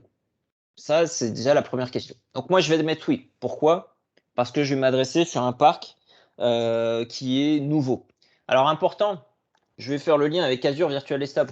Quand vous déployez pour la première fois Azure Virtual Desktop, dans tous les cas, vous avez standardisé. Bon, vous avez les espaces de travail sur lesquels vous pouvez déjà déployer de l'applicatif, ainsi de suite. Donc, on ne va pas en parler spécifiquement. Ce qui pourrait être intéressant, hop, c'est importé. Ce qui pourrait être intéressant, en fait, si on lance un autopilot sur un Azure Virtual Desktop, c'est juste peut-être pour faire une inscription en masse de ces appareils sur comment s'appelle sur Intune. On peut faire l'enrôlement manuellement, mais on peut faire l'enrôlement en masse via Autopilot. Ça peut être possible à la rigueur. Donc, c'est des idées que je donne. Je cible tous mes appareils et là, je vais arriver sur ma dernière phase. C'est-à-dire, OK, mon appareil, dans tous les cas, je laisse par défaut gérer par l'utilisateur. Un autodéploiement, c'est-à-dire que dans tous les cas, on aura la possibilité de en fait, pusher. Donc, dès que l'utilisateur se connecte, il y a déjà ses comptes d'enregistrer, ça redescend automatiquement. C'est encore en pré-version. Attention, pas d'essai de la part de Microsoft s'il y a un problème. Vous laissez gérer par l'utilisateur. Qu'est-ce que ça signifie? L'utilisateur va passer lui-même son setup wizard, va se connecter sur Internet et va rentrer ses comptes utilisateurs. J'affecte la machine à n'importe qui et il se débrouille avec. J'ai mes setup wizards qui sont juste ici. Alors, c'est intéressant parce que, alors je ne vous l'ai pas montré, mais sur l'administration du locataire, vous avez la possibilité, très rapidement, de rentrer vos propres conditions générales. C'est-à-dire, je veux rentrer mes propres conditions générales d'utilisation que je veux faire apparaître sur mon profil de déploiement. J'aurai la possibilité de le faire apparaître. Donc, il va se connecter sur la première fois. Il ne va pas avoir les conditions Microsoft. Il ne va pas avoir les paramètres de confidentialité. Il aura les conditions générales d'utilisation de ce device. Ça, c'est important, c'est intéressant, sur lequel on peut le mettre. On va dire est-ce que notre utilisateur est administrateur ou utilisateur standard. On va demander est-ce qu'on utilise le white glove ou pas. Le white glove, c'est quoi? C'est dire je fais un préchargement de mes applications parce que j'ai des grosses applications métiers, j'habite dans le fin fond des bois. Enfin, en tout cas, mon utilisateur est dans le fin fond des bois. Donc, il ne va pas avoir la possibilité de bouffer sa bande passante le temps que sa configuration redescende. Enfin, on déploie ou pas ou non le white glove, auto pour moi. Donc, le white glove, c'est-à-dire j'ai un préchargement des applications en amont et attention, ça fonctionne uniquement que sur les appareils achetés directement chez le constructeur. Donc, c'est-à-dire que si vous passez par un grossiste, il faut lui demander de ne pas prendre sur le stock, d'acheter directement chez le constructeur. Important. On a un préchargement des applications qui est fait directement en atelier chez les constructeurs certifiés. Une fois que c'est fait, eh ben, l'utilisateur va recevoir en fait avec la majorité de ses applications préinstallées et il aura juste la finalisation des profils qui va redescendre. Donc, ça ne consomme pas en termes de bande passante. Je vais dire, OK, est-ce que j'attribue automatiquement ou pas le clavier, donc en fonction du pays, et si j'ai un kiosque ou pas, ça c'est intéressant, est-ce que j'affecte des noms ou pas. Donc là, par défaut, vous avez vu sur mon Windows 365, j'ai eu un nom bizarre qui a été affecté, mais en tout cas, voilà, c'est un nom spécifique. Une fois que j'ai fait ça, j'affecte mon profil à un groupe, donc à un groupe d'utilisateurs. Donc là, j'avais un groupe Autopilot pour. Alors, eux, Microsoft préconise de l'appeler Intune. En tout cas, je l'affecte à un groupe ou je l'affecte à mes appareils. Groupe d'utilisateurs, groupe d'appareils, c'est vous qui décidez. On peut définir et dire j'exclus certaines choses et on a la possibilité de le faire. Une fois que c'est fait, j'ai terminé la création de mon profil. Et hop, je m'en doutais, comme j'ai été faire un test avec que dalle à l'intérieur. Voilà. Comme ça, tout le monde sera content. Hop. Comme ça, je supprime ce profil que j'avais nommé Autopilot et je vais maintenant retourner un petit peu. Hop. Voilà, voilà. Donc, j'ai bien affecté et je l'ai joint à Azure AD. Alors, c'est vrai que je ne vous ai pas montré ça. J'ai été très rapidement. Très, très rapidement, je vous le remontre. En fait, on a quand même la possibilité de faire une jonction hybride. Bon, là, il me l'a grisé. C'est-à-dire que je peux faire une jonction Azure AD hybride. Jamais testé, donc je ne pourrais pas vous dire à quoi ça ressemble. En tout cas, sachez que c'est potentiellement possible. Maintenant que j'ai cette partie-là, donc, on va aller voir. Hein. J'ai inscrit mon appareil. Hop, mon appareil est bien remonté. Je sais que c'est une machine virtuelle. J'aurais pu avoir des trucs. Il est bien affecté. Enfin, j'ai bien un profil qui lui a été affecté. Donc, j'ai un profil de déploiement qui lui est affecté directement. Donc là, il n'y a pas du tout de problématique. Si j'avais pas de profil, ça aurait été non affecté. Si c'était non affecté, là, j'aurais une autre petite problématique. C'est-à-dire que, en fait, c'est-à-dire que j'aurais pas pu déployer l'expérience OOB. Ensuite, je vais aller lui mettre une petite application. Alors ça, je l'avais déjà affecté à tous mes appareils, donc aussi ça fonctionne. J'avais mis des applications 365, mais je vais juste pour le principe vous remontrer. Je décide de prendre une application de type Windows 10, parce que j'ai rien à faire derrière, c'est pour ça. Hein. Soyons feignants jusqu'au bout pour vous montrer les choses. Je ne le mets pas en portail d'entreprise, je veux qu'elle soit pushée automatiquement. Je vais choisir l'application que je veux déployer. Je veux déployer que Excel. Hop, et je vais déployer Teams. Parce que c'est intéressant. Ce que vous devez savoir, c'est qu'avec Autopilot, une fois que j'ai rentré mes identifiants en tant qu'utilisateur, j'ai tout qui se configure automatiquement. Ma boîte mail Outlook, c'est pour ça que c'est important. Mon Microsoft Teams qui s'ouvre automatiquement avec tous mes groupes déjà installés. En fait, j'ai toute ma configuration qui est déjà faite. J'ai vraiment plus rien à faire. Donc ça, c'est pour ça que c'est intéressant. Le canal que je vais choisir, c'est un canal semi-annuel. Très bien. On ne va pas aller sur la suite. Je dis que je l'affecte à tous mes utilisateurs, parce que je suis feignant, voire tous mes appareils, même pas de nécessité. Je fais suivant et je crée. J'arrive réellement sur cette partie-là où je me dis, OK, rouler jeunesse, j'ai déployé une application, j'ai un état d'installation qui est nul pour le moment. Pourquoi? Parce que j'ai rien qui a été lancé. Ça, c'est la deuxième phase. Maintenant que j'ai mes applications, j'ai le choix de mettre des stratégies. On va pas mettre des stratégies parce qu'après, c'est des stratégies spécifiques pour chacun, ainsi de suite. C'est juste, voilà, on a une implémentation par défaut. Donc, si je reprends un petit peu le principe de Microsoft, j'ai enregistré mon appareil, on l'a vu. j'ai mis mon profil de déploiement. Bah, maintenant, je vais aller me faire un café. On tempère un petit peu. Nous, on a un apéro, donc c'est différent. Mais en tout cas, on ira prendre un café si nécessaire. Qu'est-ce qui va se passer? Bah, sur mon appareil ici, en fait, j'ai la possibilité de pusher directement la partie autopilot. Normalement, et là, je ne vais pas prendre le risque, c'est où j'avais bugué la dernière fois. Normalement, à partir du moment où je redémarre mon appareil pour la première fois, j'ai l'expérience autopilot qui se relance. Moi, je suis pas con, je vais faire un 6 rep. Comme ça, au moins, j'ai pas de problème. Je lance mon 6 rep. Donc, il va me redémarrer ma machine en intégralité, que j'ai appelé Endpoint Manager tout à l'heure, parce que je n'avais pas du tout d'inspiration. Et en fait, au redémarrage de cette machine, attendez, je suis en train de me dire, non, je ne l'ai pas affecté à un utilisateur. Parce qu'en fait, vous avez le choix aussi d'affecter en amont la machine à un utilisateur, ce qui n'est pas le cas. Donc, en fait, c'est comme si j'envoyais ma machine pour la première fois à un utilisateur. Ce qui va se passer, c'est qu'on va arriver ici. C'est-à-dire que sur Endpoint Manager, qu'est-ce qui va se passer?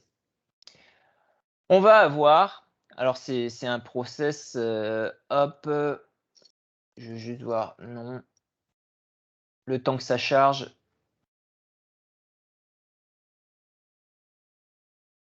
Hop, ça arrive, ça arrive, ça arrive, ça arrive. Est-ce que je vais être plus rapide que... Il est où, il est où, il est où? Je vais vous montrer ça. Hop, ici.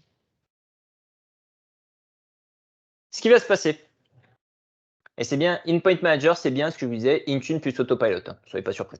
J'ai configuré mon profil en tant qu'administrateur. J'ai une synchronisation avec les serveurs Autopilot, serveurs de déploiement automatique. Ce qui va se passer, j'ai enregistré également ma machine. Donc, j'ai configuré mon profil de déploiement, j'ai rentré ma machine, OK, rouler jeunesse. Étape suivante, j'envoie ma machine directement à mon utilisateur. Mon utilisateur va se connecter, ou en tout cas redémarre sa machine, si c'était un parc existant. Et ma machine arrive ici. Qu'est-ce qui va se passer? Je vais me connecter automatiquement au service Autopilot. Et là, je suis à cet exemple-là. C'est-à-dire, si vous regardez bien la différence, j'ai déjà le nom de mon entreprise qui apparaît. J'avais mis un petit message d'accueil, hello et bienvenue sur l'expérience OOBE. On est exactement sur cette partie-là. J'ai une clé FIDO, sachez-le. Alors pour le MFA, j'avais mis une clé FIDO. Alors je ne vais pas me connecter avec l'utilisateur avec lequel j'ai mis. Je crois que c'est l'utilisateur 1 ou 4, bon, dans ce genre. En tout cas, en tant qu'utilisateur, je peux me connecter. Si j'avais un logo d'entreprise, mon logo serait là, ainsi de suite. Moi, je vais me connecter avec mon compte admin, parce que je suis feignant. Hop. Et bien sûr, qui dit machine virtuelle, dit que j'ai oublié. Hop. Ah, mais tu vas nous faire un effet démo comme moi. T'as On eu va un voir effet si tu démo te hier rappelles ou de ton pas? mot de passe. J'ai pas eu d'effet démo, non. Non, malheureusement, j'ai déçu tout le monde. Eh ben alors, tu sais quoi? On va voir tout de suite si je te ferai honneur ou pas. Eh ben, je Ah, ne te fais-moi ferai pas honneur. honneur parce que mon mot de passe est bon. Voilà, voilà. J'ai Ah, je tenté suis sur Windows déçu. 325, je pouvais pas me tromper de toute façon. Pas d'effet démo dans ces ateliers. Moi, je suis Donc, déçu. ce qui va se passer, bah, pour une fois qu'on a un atelier qui se déroule sans accroc, on peut dire que C'est vrai. félicitations. C'est Non, vrai, j'aime alors, quand on se déroule sans accroc. ce qui va se passer, c'est que on arrive ici, on va avoir la machine. Donc, je me suis logué en tant qu'utilisateur. On va avoir la machine qui va arriver ici. En fonction du profil de configuration que je mets, eh ben, je vais avoir la redescente d'application. Je vais avoir un certain nombre de choses. Et je vais avoir aussi un petit message, alors moins qu'ils aient changé leur message d'intro, ce qui serait dommage. En fait, on avait un super message d'intro qui montrait les étapes de déploiement d'Autopilot, que je ne vois pas encore pour le moment, donc on va attendre juste quelques instants. En tout cas, ce qui va se passer, c'est que voilà, ça va me relancer ma machine et ça va réellement me déployer mon profil utilisateur. C'est-à-dire que j'ai logué sur 365 ma machine avec Autopilot. Ouais, c'est pas drôle.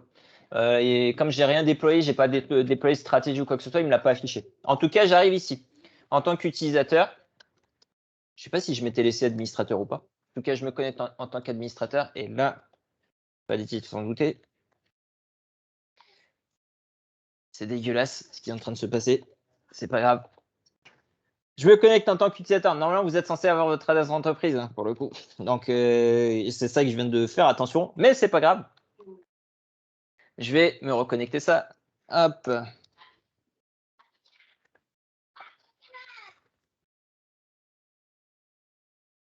Eh. Donc, on va me redemander mon petit MFA forcément parce que j'ai mis, alors vous l'avez pas vu lundi, j'ai trifouillé, mais je me suis rajouté un MFA. Donc là, on va me demander mon code d'authentification.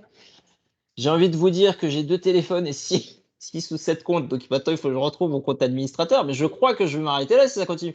Il est où? Alors, j'ai mon user 1. J'ai mon admin.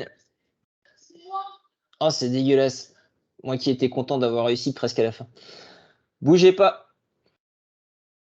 Oui, je cherche les problèmes. Oh, c'est fait exprès, hein. Donc, alors, tac, Ah, mais tac, moi, tac. je me délecte de la situation pour une fois que je suis du bon côté. Alors, c'est Je me pour moque pas, pas, tu as vu. c'est pour pas vous mentir, hein. J'ai les 2 téléphones. Bon, ça se voit pas parce qu'il me truc. J'ai les 2 téléphones. J'ai pas mon compte administrateur. Donc, j'ai activé un MFA sur un compte que je n'ai pas. Bon, c'est dommage. C'est pas grave. On va essayer. Hop, SMS. Ah oui, parce que quand même. Alors, bien sûr, ce qui n'est pas recommandé par Microsoft, hein, vous vous doutez, Windows encore une Phone. fois. Oui, il y a encore des. Il y en a encore. 315 401. Hop. En fait, il me paramètre et en plus, j'ai une erreur. Donc, ça, c'est super, c'est top. Alors, Pour les jeunesses magnifiques. on Donc, coupera voilà. au En montage ton fait, erreur. je me connecte. Il dit bien votre administrateur a défini les paramètres de données diagnostiques obligatoires. Si j'avais paramétré, par exemple, la partie BitLocker, j'aurais eu ça qui intervient. Si j'avais fait redescendre d'autres applications, parce qu'en fait, j'ai strictement rien fait redescendre. Ce que j'ai choisi, c'était Edge. Et il apparaît bien. Si j'avais et mon petit Excel, mais je l'ai peut-être pas bien appliqué. Mais en tout cas, j'ai tout qui redescend de cette manière-là. Et en fait, j'ai la configuration qui, techniquement, me connecte en tant qu'administrateur. Donc, en fait, j'ai tout qui apparaît avec les choses qui sont paramétrées lorsque je déploie. Là, je suis bien paramétré en tant qu'utilisateur. Administrateur, monsieur l'admin, j'ai bien ces informations-là qui remontent sur cette partie-là. Je suis bien connecté sur Microsoft Teams. OK, rouler jeunesse, on s'en fiche. En tout cas, je sais que c'est enrôlé avec mon compte. Pour être sûr à 100%, paramètres, hop, je vais aller dans compte, je vais ici, et j'ai bien connecté au domaine. Donc, j'ai bien un enrôlement qui a été fait sur mon domaine. Automatiquement, j'ai pas de problématique. Tu vois, ça, au moins, je suis juste content pour cette partie-là. Maintenant, ce qui va se passer, c'est qu'on a un délai de remontée des informations qui prend en moyenne une dizaine ou une quinzaine de minutes lorsque l'enrôlement va être fait. Une fois que l'enrôlement est fait, en fait, on va avoir notre appareil qui va remonter ici. Alors pour le coup, je vous montrerai un beau screenshot une fois que vous serez en train de boire comme des trous dans 10 minutes.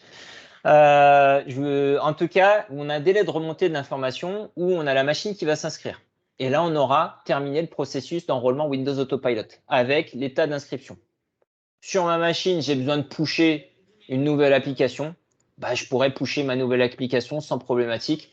Et voilà, j'ai l'installation obligatoire ou j'ai la mise à disposition disponible et j'ai la possibilité de pusher mon application depuis la partie main.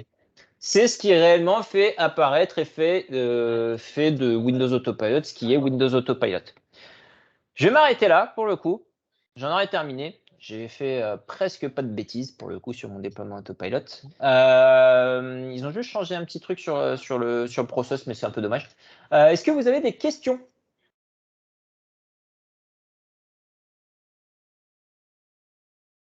Et encore une fois, j'ai pas débordé.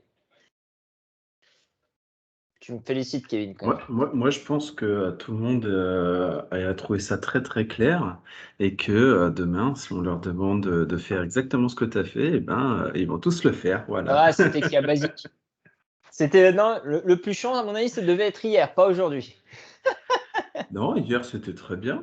Je veux dire, c'est pas compliqué. Non, alors morale de l'histoire, juste sur cette morale, et après j'en aurai terminé. Prenez en considération que Windows 325, c'est vraiment l'outil des feignasses. Business ou Enterprise, hein, c'est pareil pour moi. Et AVD quand même vous donne quand même plus de paramétrage, plus de disponibilité, et surtout quand vous passez la dizaine ou quinzaine d'utilisateurs, alors on va arrondir à Ah 20, non, vous mais faites même, réellement de l'économie d'échelle par rapport à Windows 325. Voilà, je voulais juste j'ai terminer par j'ai- ça. j'ai refait quelques petits tests, mais effectivement, quand vous passez en multi-session, donc on est sur du groupé, même 10 utilisateurs, on est déjà meilleur en termes de tarification que ce qu'on avait avec Windows 365. Donc là où on aura vraiment besoin de faire attention au budget, Bon, on laissera.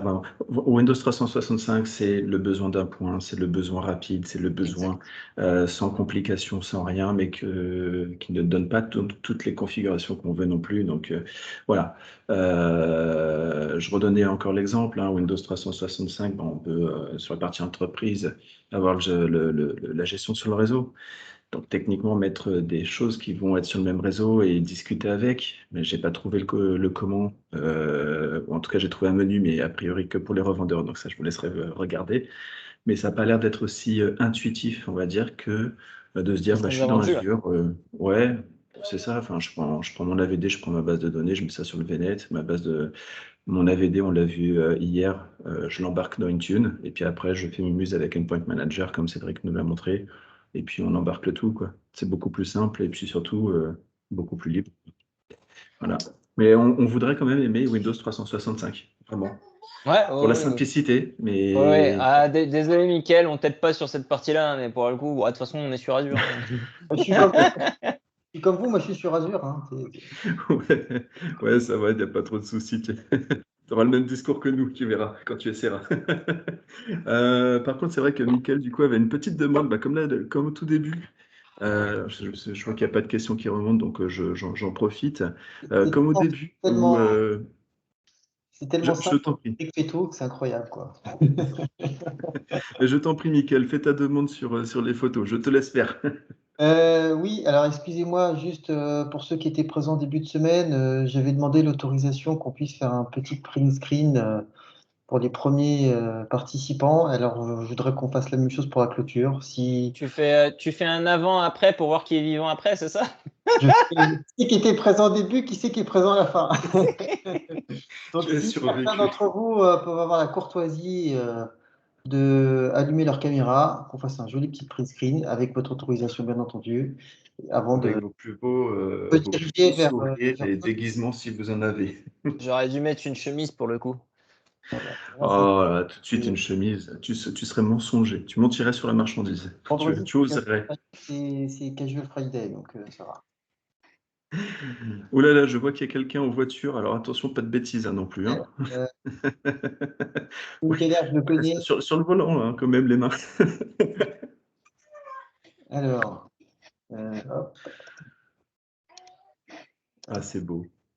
Vous êtes beau. Voilà. Si on vous le dit pas, eh ben, on vous le dit aujourd'hui. Vous êtes beau. Voilà. Voilà. Hop. Parfait, c'est super. Merci beaucoup. Magnifique. Alors, même en voiture, c'est cool. Exactement, ouais. On prend des risques pour prendre une photo, j'adore.